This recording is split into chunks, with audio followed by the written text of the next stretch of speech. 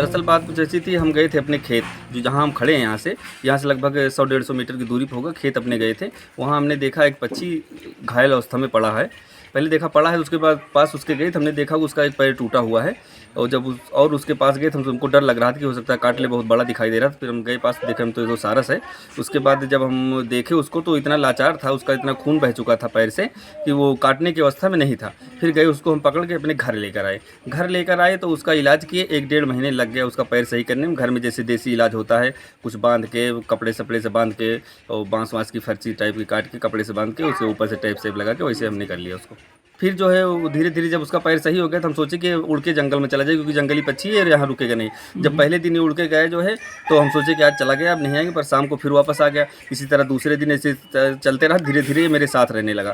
तो इतना साथ रहने लगा कि एक ही थाली में खाता है मेरे साथ। मैं नहाने जाता हूँ तो बाथरूम के बाहर खड़ा रहता है। मैं बाज़ार जाता हूँ तो मेरे साथ उड़ के बाज़ार जाता है। मैं जब वापस आता हूँ वापस आता, मतलब हमेशा मेरे साथ रहता है। मगर हमको जैसे कहीं चुप चुपा के जाना, कहीं दूर जाना है तो हमको चुपके से निकलना पड़ता है। अपनी बाइक किसी दूसरे से मंगवा लेते हैं, उसके बाद हम पीछे वाले दरवाजे से अपने निकल के रोड पे जाके बाइक लेके चले जाते हैं, इसको पता नहीं चलता।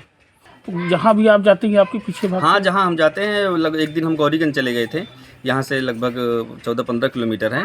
तो वहाँ भी चला गया था, मेरे साथ वापस आया था। बहुत कस के बोलता है, चिल्लाता है ऊपर मुँह करके। जितनी बार हारन में बजाऊंगा उतनी बार आवाज़ करेगा कि मतलब आ गए। हमको पहले देखेगा गाड़ी कौन ड्राइव कर रहा है, उसके बाद जब देख लेगा कि हम ही हैं तो उसके बाद ये चिल्लाना चालू कर देगा। उसके बाद ऐसे ऐसे पंख करके उछलेगा, अलग अलग तरीके से।